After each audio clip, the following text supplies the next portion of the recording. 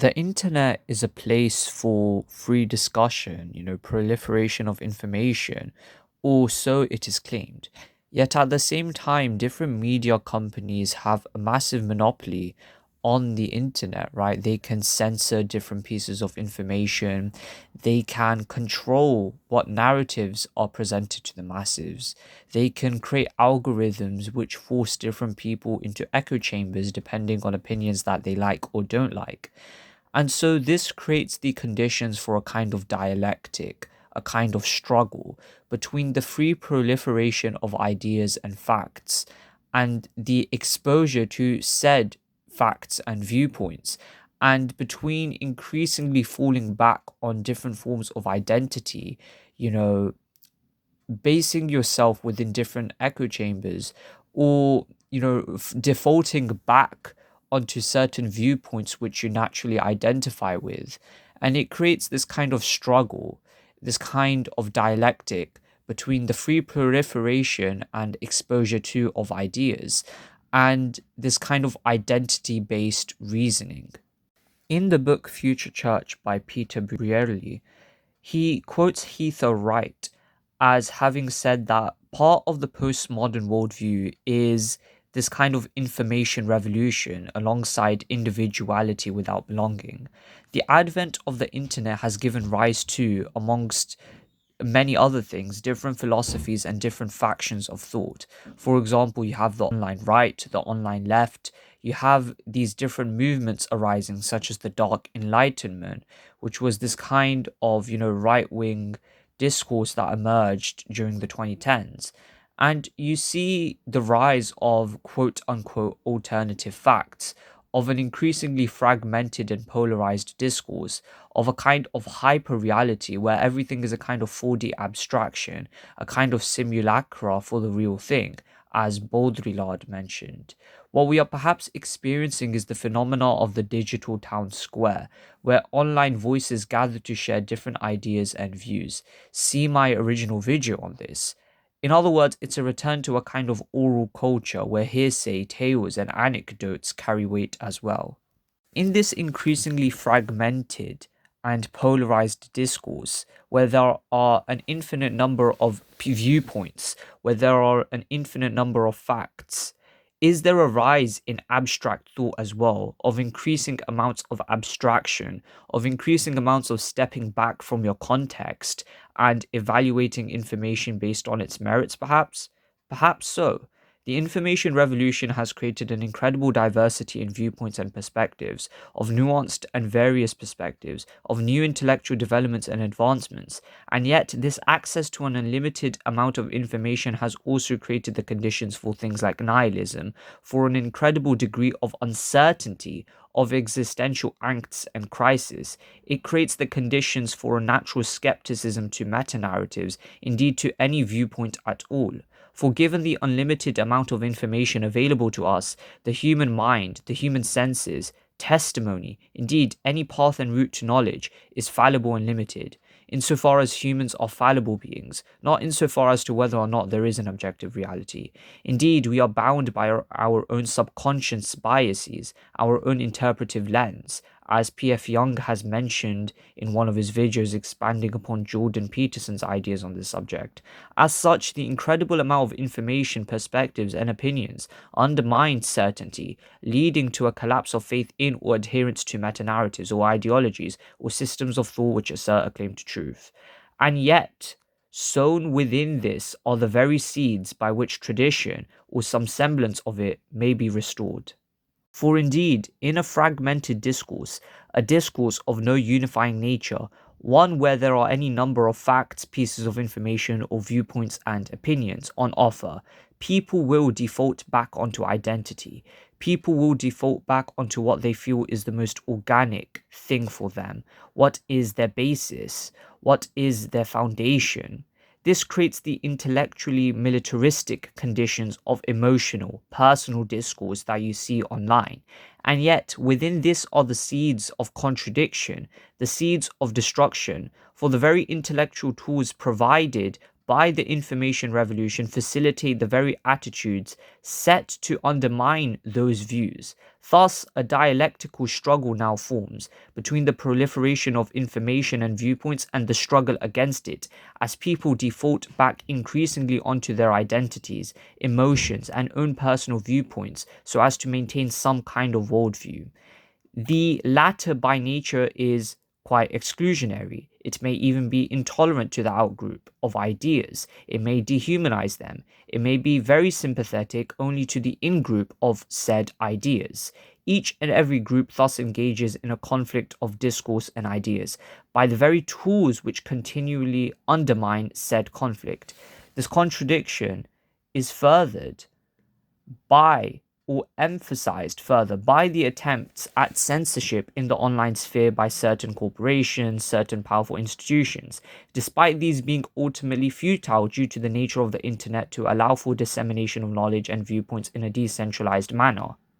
Thus, with ever increasing attempts to centralize the spread of information or to try and censor certain viewpoints perhaps by different governments or corporations, this contradiction intensifies and it simply just backfires in many cases. We further see how echo chambers enforcing certain narratives intensifies this contradiction. For despite the endless amount of information, of facts and viewpoints, each individual is further shown that which appeals to him, further intensifying this contradiction between the infinite amount of free information available to the public and what they choose to see, at least implicitly or even explicitly, either subconsciously or at least consciously.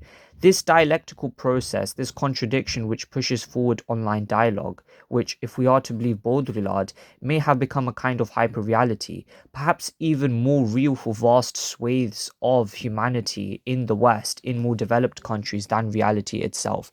This very process sows the seeds of destruction for the very form of organization of these ideas and their proliferation, the tools of which precisely create the conditions for this discussion. It may sound quite similar to things that Marx or Hegel might say, but in truth, the internet, despite being a place for the free proliferation of ideas, for free speech, free thought, for the spreading of an infinite number of facts, for an infinite number of viewpoints, in fact has devolved, it has fragmented into echo chambers, it has fragmented into identity-based kind of viewpoints and narratives, and each person in most cases only sees what he or she likes to see. Instead of being a place to be exposed to these different ideas, it has created the conditions precisely for this kind of fragmented discourse. By the very tools which were supposed to create this free discourse, it has instead devolved into a kind of fragmented one. Thus, the ever-enlarging number of ideas, the ever-increasing exposure to facts, the ever-expanding nature of discourse creates the conditions for the restoration of identity-based tradition, for identity-based viewpoints. As the ought of humanity becomes uncertain, as man's consciousness seems to lead him down a road of further and further uncertainty, so he now returns to be grounded in the is. His very ought is grounded in his very is. In other words, what is right is determined so by the nature of it being so, context bound and context based. In other words, he returns to his kind of identity. He returns to a kind of viewpoint grounded in what he feels to be his reality. In other words, this kind of identity based tradition. This brings up an interesting trend. Man fundamentally is bound by his context. He is bound by his being within a tribe, his lineage, his identity. And simultaneously, man also identifies himself with something transcendental, this kind of shared essence of humanity, this shared genus, or even things like the divine, tradition, civilization, and nation. Man is bound between his identity as part of his species, as part of this greater whole, and between his immediate group and tribe. And this creates this kind of struggle, right? This kind of process where this fundamental contradiction between exclusionary and inclusionary, unifying and particularizing, globalizing and regionalizing identity is intensified. The gradual unifying forms of identity manifesting over time are at odds with the forces of tribalism and particularism, leading to the furthering of this kind of dialectic over the course of history. And yet, the internet is quite unique in that it has intensified this conflict, it has intensified this dialectic.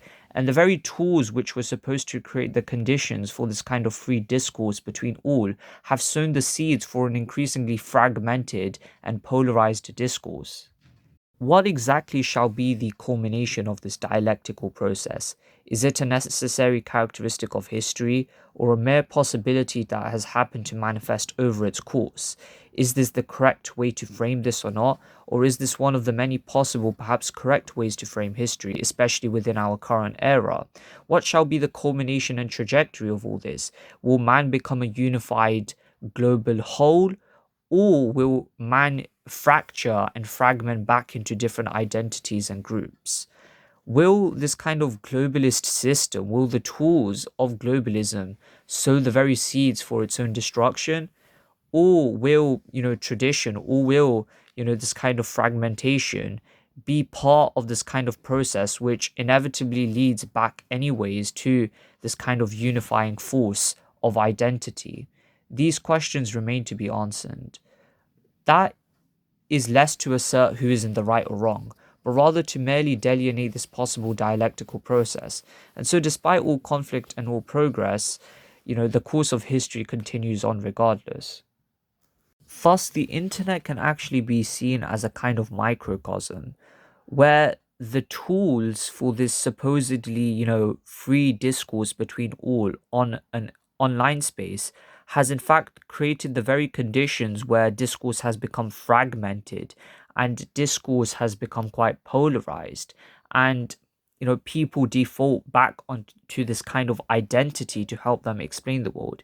In a similar vein, then, or on a larger scale, will globalism, or this kind of globalist system, inevitably create the conditions for its own demise, for its own collapse? That is a question left to be answered.